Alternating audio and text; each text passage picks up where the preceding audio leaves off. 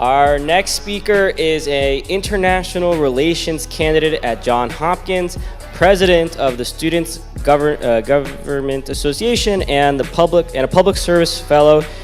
She's a former international recruiter. Welcome to the stage, Alena Mikhaelyan.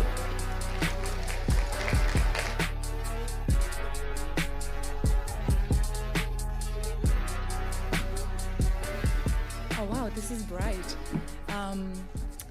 Bari Lucy Bolorin, Sireli Hayer. I thought I'll start in Armenian shortly. As Sevan shared, I am a graduate student in international relations at Johns Hopkins based in Washington, D.C. And today I'm here to add a graduate student perspective to our conversation. At Johns Hopkins I am, in addition to being the president of the Student Government Association, am part of the board for the Global Security and Conflict Management Club. And my research focuses on conflict management, understandingly, and AI and national security. Before I proceed, I do want to recognize and express my gratitude to APS, Armenian Professional Society, for supporting my education, as well as Iowa for supporting my graduate studies. I was a scholar last year with you. Thank you so much. I find it particularly symbolic to be sharing these remarks today on the International Women's Day, as well as just a few days after the address of Ruben Vartanian to our Armenian nation that was published. Please follow me. Okay, thank you. Please follow me on a little story trail. So there was a young Armenian family in Artsakh that just got married in the 90s, and then the first Nagorno-Karabakh war shook their families' lives. Part of it moved to Riga, Latvia. Part of it stayed in Artsakh. They were separated. Some reunited years later. Then the Soviet Union collapsed. The family moved out from Riga to Kaliningrad, present-day Russia. Then the dark 90s. And then they had two daughters, actually.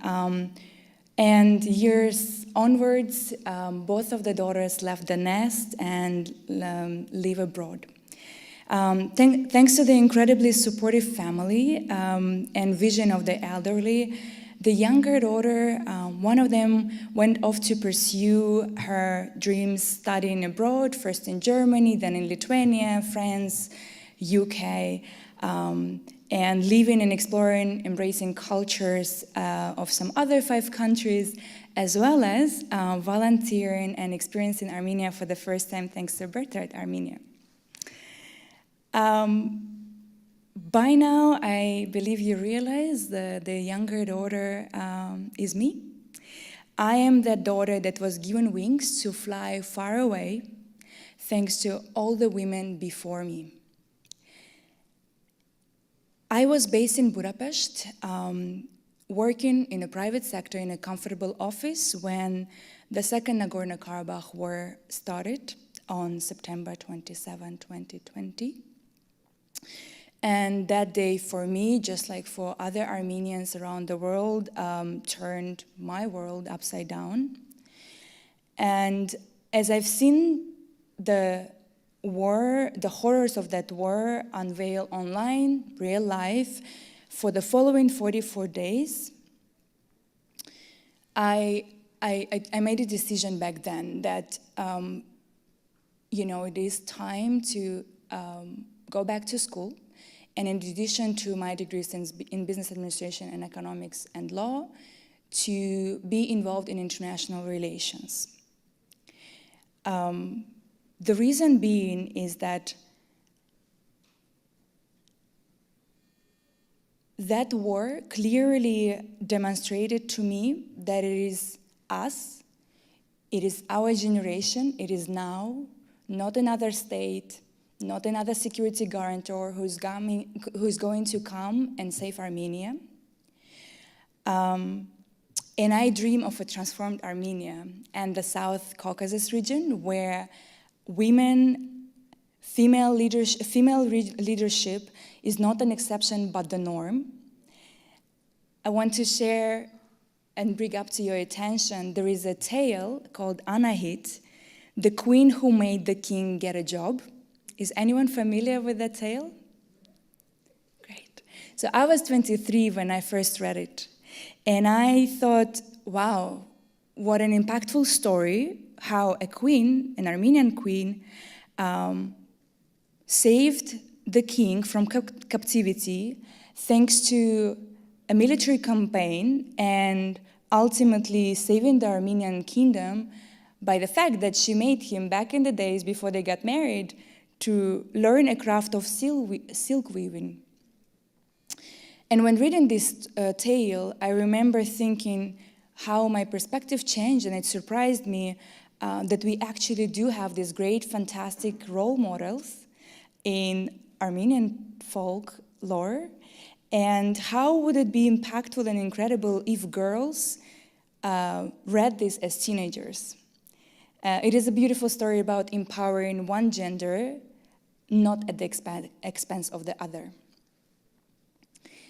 As we know, the truth is that though the modern societal architectures and structures oftentimes do not support such opportunities for women due to the dominant parental heavy responsibilities and societal perceptions,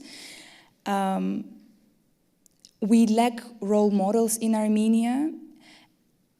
And while all of this is true, it's also true that equal participation and representation of women in public leadership, in political processes, and nation building, in addition to the successful IT sector that we have, is still a critical development. And to summarize, I want to highlight, I believe in three things. First is that had there been more women, or any women, present at certain decision-making and negotiation tables, there would have been fewer wars.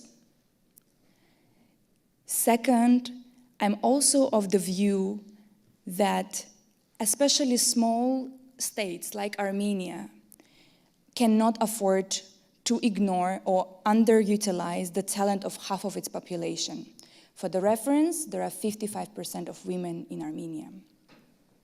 And finally, it is our generation, it is now, and it is our responsibility for building bridges and replacing old regimes with human rights-centric policy making. And women, and those spaces need women to be present there. I will conclude in the last minute when bringing up to everyone's forefront of thought that right now in Armenia we have a whole generation of Artsakhi Armenians full of emotions that are not in so many places they can direct. One of the things I've been putting effort to advocate for is raising awareness about careers in international relations. We understand how much frustration there is, anger, mix of emotions, and one way to manage and bring it to some fruition is to direct it to further education. So my call for the audience today is, if you know Armenians and that are young, talented visionaries who are so eager to contribute, and political world, geopolitics is of interest to them, but they don't know how, where, what, I kindly welcome you connecting me, and I have a few other peers who are Armenians in graduate schools, in top graduate schools in the US, to mentor them. There is a big road ahead, and we need more Armenians in those spaces to amplify our voices and build our future in the neighborhood we have. Thank you so much. Yeah, thank you.